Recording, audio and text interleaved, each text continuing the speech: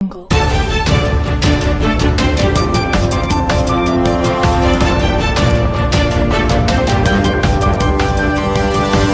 Audio Jungle.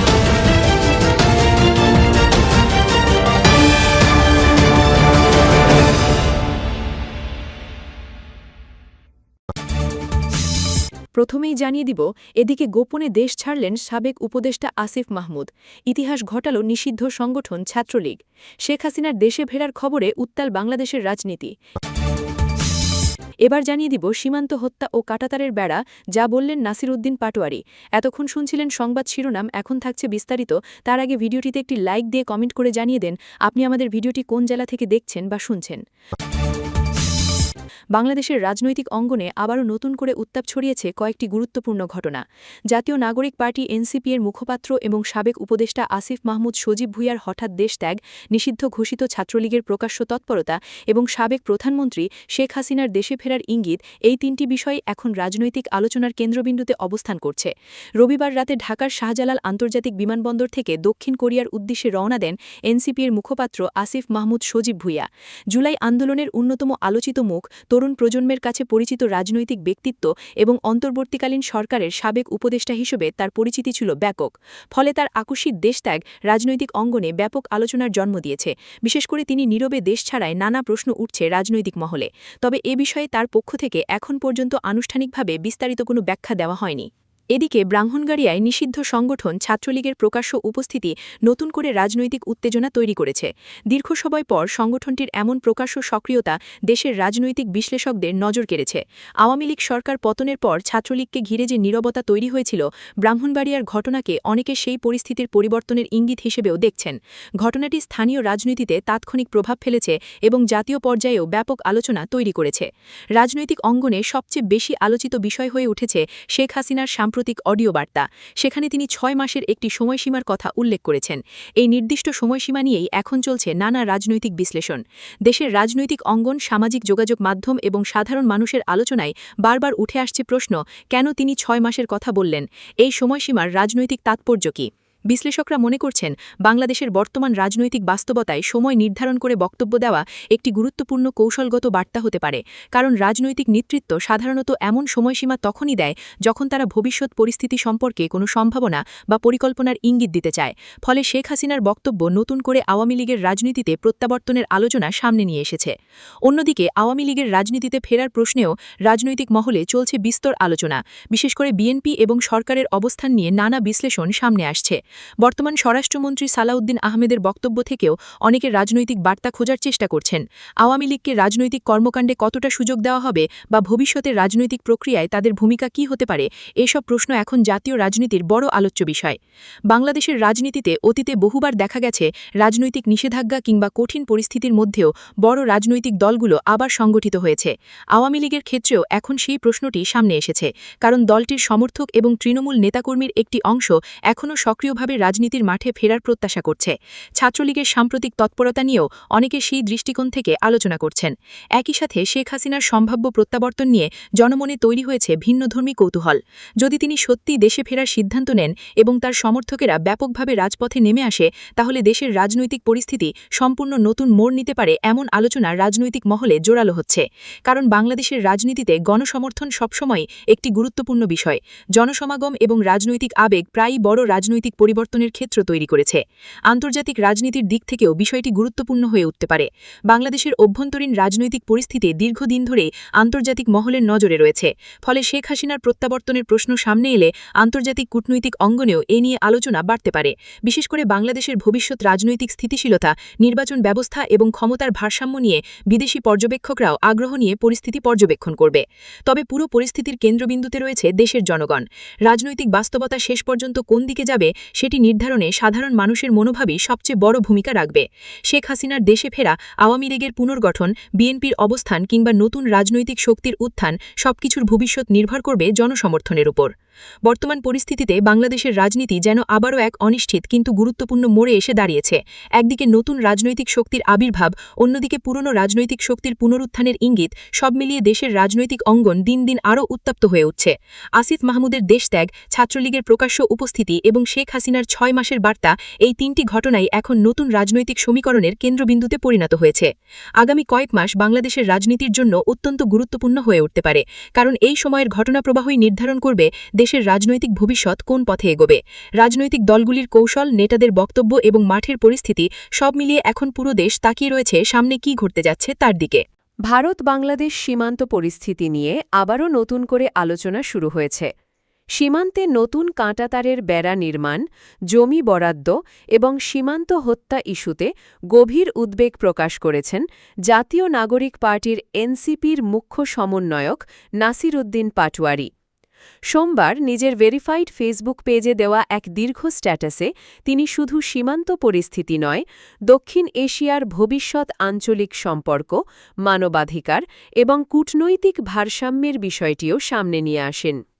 তার বক্তব্যের মূল কেন্দ্রবিন্দু ছিল ভারত-বাংলাদেশ সীমান্তে নতুন করে কাঁটাতারের বেড়া নির্মাণের উদ্যোগ। তিনি মনে করেন, এই পদক্ষেপ শুধু একটি সীমান্ত নিরাপত্তা ব্যবস্থা নয়, বরং এটি দুই দেশের মানুষের মধ্যে দূরত্ব এবং অবিশ্বাস বাড়ানোর ঝুঁকি তৈরি করছে। তার ভাষায়, সীমান্ত কেবল মানচিত্রে আঁকা একটি রেখা নয়, বরং এটি মানুষের জীবন, পারিবারিক সম্পর্ক, সংস্কৃতি এবং দীর্ঘদিনের সামাজিক সংযোগের সঙ্গে গভীরভাবে জড়িত। দীর্ঘ বাংলাদেশ-ভারত সীমান্ত পৃথিবীর অন্যতম বৃহৎ স্থল সীমান্তগুলোর একটি। সীমান্তের দুই পাশে রয়েছে বহু পরিবার, যাদের আত্মীয়-স্বজন, ভাষা, সংস্কৃতি এবং জীবনযাত্রার মধ্যে রয়েছে ঐতিহাসিক সম্পর্ক। ফলে সীমান্তে যে কোনো নতুন কড়াকড়ি বা অবকাঠামোগত পরিবর্তন সরাসরি প্রভাব ফেলে সাধারণ মানুষের জীবনে। নাসির উদ্দিন পাটোয়ারির বক্তব্যেও সেই মানবিক দিকটি বিশেষভাবে গুরুত্ব পেয়েছে। তিনি তার স্ট্যাটাসে সীমান্ত হত্যার প্রসঙ্গ জোরালোভাবে তুলে ধরেন। বছরের পর বছর ধরে ভারতীয় সীমান্তরক্ষী বাহিনীর গুলিতে বাংলাদেশি নাগরিক নিহত হবার ঘটনাকে তিনি কেবল একটি নিরাপত্তা ইস্যু হিসেবে নয়, বরং মানবাধিকারের প্রশ্ন হিসেবে উল্লেখ করেন। তার মতে, নিরস্ত্র মানুষ হত্যার ঘটনাগুলো সভ্য বিশ্বের কাছে উদ্বেগজনক এবং এ ধরনের ঘটনা দুই দেশের সম্পর্কের ওপর নেতিবাচক প্রভাব ফেলে। বাংলাদেশের অভ্যন্তরে সীমান্ত হত্যা দীর্ঘদিন ধরেই একটি সংবেদনশীল রাজনৈতিক ও মানবিক বিষয়। বিভিন্ন সময়ে সীমান্ত এলাকায় গুলিবর্ষণ, আটক, নির্যাতন কিংবা প্রাণহানির ঘটনা সাধারণ মানুষের মধ্যে ক্ষোভ সৃষ্টি করেছে। বিশেষ করে সীমান্তবর্তী অঞ্চলের মানুষের কাছে এই ইস্যু শুধুমাত্র সংবাদ শিরোনাম নয়, বরং প্রতিদিনের বাস্তবতা। ফলে নাসির উদ্দিন পাটোয়ারির বক্তব্য সীমান্ত অঞ্চলের মানুষের অনুভূতিকেও সামনে নিয়ে এসেছে। তার বক্তব্যে আরেকটি গুরুত্বপূর্ণ বিষয় ছিল কূটনৈতিক সম্পর্কের ধরন নিয়ে মন্তব্য। তিনি উল্লেখ করেন, আধুনিক বিশ্বে সীমান্ত ব্যবস্থাপনা হওয়া উচিত পারস্পরিক সম্মান, মানবিক মূল্যবোধ এবং দায়িত্বশীল কূটনীতির ভিত্তিতে। ভয়, গুলি কিংবা বিভেদের দেয়াল দিয়ে কখনো দীর্ঘমেয়াদী স্থিতিশীলতা তৈরি করা সম্ভব নয় বলেও তিনি মত দেন। দক্ষিণ এশিয়ার বর্তমান ভূ-রাজনৈতিক বাস্তবতায় তার এই মন্তব্যকে তাৎপর্যপূর্ণ বলেই মনে করছেন অনেক পর্যবেক্ষক। ভারত ও বাংলাদেশের সম্পর্ক ঐতিহাসিকভাবে বহুমাত্রিক। ভাষা, সংস্কৃতি, মুক্তিযুদ্ধের ইতিহাস, অর্থনৈতিক সহযোগিতা এবং আঞ্চলিক নিরাপত্তা সব ক্ষেত্রেই দুই দেশের ঘনিষ্ঠ সম্পর্ক রয়েছে। তবে সীমান্ত হত্যা, পানি বণ্টন, বাণিজ্য ভারসাম্য এবং সীমান্ত নিরাপত্তা নিয়ে সময়ে সময়ে উত্তেজনাও তৈরি হয়েছে। নাসির উদ্দিন পাটোয়ারি তার বক্তব্যে সেই সংবেদনশীল বাস্তবতার দিকেই ইঙ্গিত করেছেন। তিনি স্মরণ করিয়ে দেন যে দুই দেশের জনগণের মধ্যে শত বছরের সম্পর্ক রয়েছে। এই সম্পর্ক শুধুমাত্র রাজনৈতিক নয়, বরং সাংস্কৃতিক ও মানবিক ভিত্তির ওপর দাঁড়িয়ে আছে। তাই এমন কোনো পদক্ষেপ গ্রহণ করা উচিত নয় যা দুই দেশের সাধারণ মানুষের মধ্যে অবিশ্বাস সৃষ্টি করে। তার মতে, সীমান্তকে কেন্দ্র করে যদি ক্রমাগত উত্তেজনা বাড়তে থাকে, তাহলে তা ভবিষ্যতে আঞ্চলিক স্থিতিশীলতার জন্য চ্যালেঞ্জ হয়ে দাঁড়াতে পারে। বাংলাদেশ সরকারের প্রতিও তিনি জোরালো আহ্বান জানান। সীমান্ত হত্যা এবং মানবাধিকার লঙ্ঘিত ঘটনাগুলো আন্তর্জাতিক পর্যায়ে আরও শক্তভাবে তুলে ধরার দাবি জানান তিনি। একই সঙ্গে কার্যকর কূটনীতিক উদ্যোগ নেওয়ার ওপর গুরুত্ব আরোপ করেন। তার বক্তব্য অনুযায়ী শুধুমাত্র আনুষ্ঠানিক প্রতিবাদ জানিয়ে থেমে গেলে চলবে না, বরং আন্তর্জাতিক মানবাধিকার কাঠামোর মধ্যেও বিষয়টি গুরুত্বের সঙ্গে উত্থাপন করতে হবে। দক্ষিণ এশিয়ার বর্তমান পরিস্থিতির দিকেও তিনি আলোকপাত করেন। তার মতে এই অঞ্চলের দেশগুলোর সামনে এখন সবচেয়ে বড় চ্যালেঞ্জ হচ্ছে আস্থা ও সহযোগিতা তৈরি করা।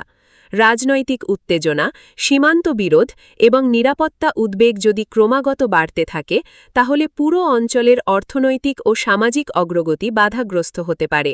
তাই সংঘাতের পরিবর্তে সংহতি এবং প্রতিযোগিতার পরিবর্তে সহযোগিতার পরিবেশ গড়ে তোলার ওপর তিনি জোর দেন। তার স্ট্যাটাসের শেষ অংশে উঠে আসে মানবিক ও কূটনৈতিক বার্তা। তিনি বলেন, দক্ষিণ এশিয়ার ভবিষ্যৎ গড়ে উঠতে পারে মানবাধিকার, জনগণের মর্যাদা, ন্যায়ভিত্তিক কূটনীতি এবং পারস্পরিক সম্মানের ভিত্তিতে।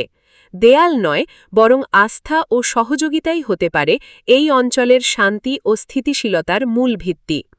নাসিরুদ্দিন পাটোয়ারির এই বক্তব্য সামাজিক যোগাযোগ মাধ্যমে ব্যাপক আলোচনা তৈরি করেছে। অনেকেই সীমান্ত হত্যা ও মানবাধিকার ইস্যুতে তার বক্তব্যের সঙ্গে একাত্মতা প্রকাশ করছেন। আবার অনেকে মনে করছেন, দক্ষিণ এশিয়ার বর্তমান বাস্তবতায় সীমান্ত নিরাপত্তা এবং মানবিক মূল্যবোধ দুই বিষয়ের মধ্যেই ভারসাম্য রক্ষা করা এখন সবচেয়ে বড় চ্যালেঞ্জ।